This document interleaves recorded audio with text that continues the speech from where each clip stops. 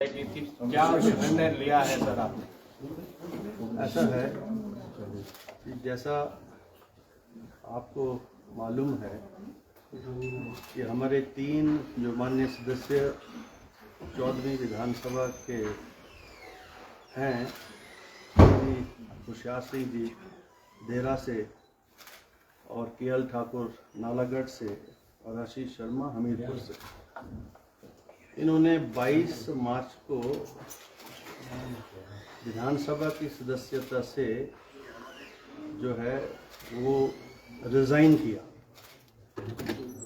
और वो रेजिग्नेशन जो था 22 को हुआ। 23 को इन्होंने जो है भारतीय जनता पार्टी को ज्वाइन किया और इसकी इंक्वायरी थी। बीच में चुनाव था, सभी और पार्टीज जो हैं, जिसमें एक हमारे पास एक पटिशन भी आई जग सिंह नेगी जी की तरफ से एंटी डिफेक्शन लॉ में, उन सब की इंक्वायरी करने के बाद जो 3 माननीय सदस्यों ने जो अपने रेजिग्नेशंस दिए थे उनको मैंने एक्सेप्ट कर लिया है और वो तीनों अब जो हैं इस माननीय सदन के सदस्य नहीं रहे। They ceases to be a member of the 14th state assembly from today onwards. तो वो नोटिफाई हो जाएगा अभी और गजट में भी चला जाएगा। तो ये ऑर्डर मैंने अनाउंस किया। क्या उनके खिलाफ दल बदल कानून के तहत कार्रवाई की है या केवल स्वीकार की गई स्थिति? दोनों के ही निष्कर्ष सेम है।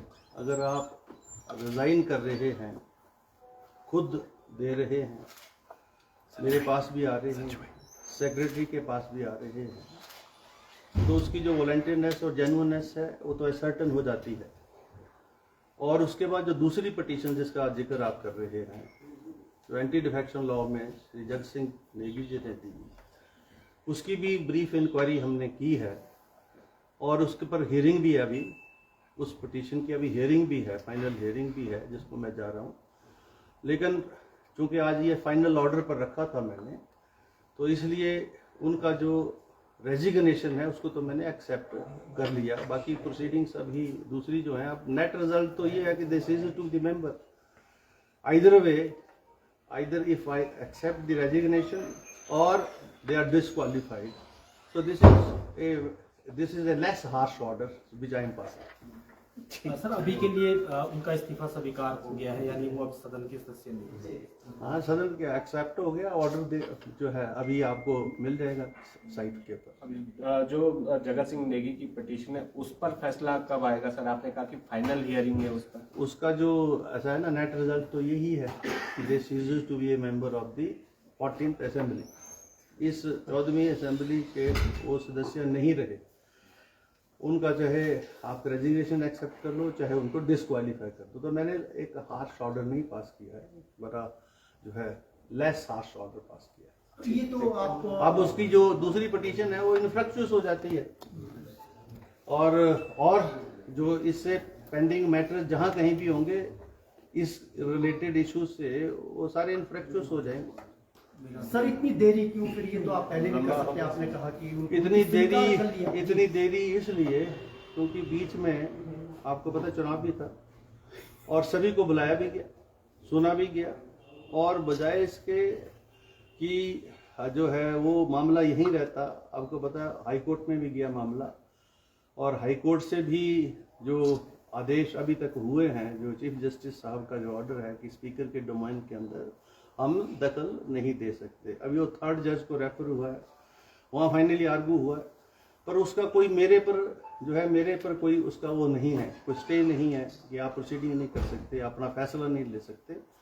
तो ये 2 महीने का समय जो है मिनिमम है, कुछ भी नहीं है, और इसमें इतना समय लगता है, टाइम भी देना पड़ता है, तो उस और जो रिकॉर्ड आया है उसको प्रोड्यूस भी करना पड़ता है। तो बड़ा डिटेल्ड ऑर्डर मैंने लिखा है, आप उसको देख लेंगे तो आपको खुद संतुष्टि हो जाएगी। धन्यवाद, थैंक यू।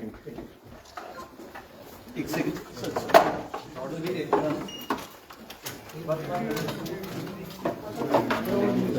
देखिए निर्दलीय विधायकों के इस्तीफे यहाँ पर स्वीकार कर लिए गए हैं और तकरीबन 2 महीने से भी ज़्यादा समय बीत गया था और अब जो है ये यहाँ पर इस्तीफे स्वीकार कर लिए हैं। यानी 3 और उपचुनाव जो है अब हिमाचल प्रदेश में होंगे और अपना फैसला जो है यहाँ पर स्पीकर ने सुना दिया है। साफ तौर पर स्पीकर का कहना था कि थोड़ा समय इसमें जो है जाँच पड़ताल के लिए लिया गया है और अब जो है उन्होंने अपना फैसला इस पूरे मामले को लेकर सुना दिया गया है।